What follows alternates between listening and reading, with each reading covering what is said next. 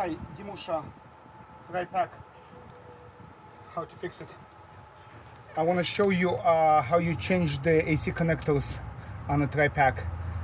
There is usually 2 pins. I just want to show you how you remove it. You have a special pliers. You go this way, and it's on clicks, and you can remove it. So let me show you how you install a new one from the beginning. So we put 2 new of those. We slide them in a hose. We take a new connector. We use a little bit oil and we push it in. This is the spacer which holds it in place. And make sure you slide in both where those supposed to go.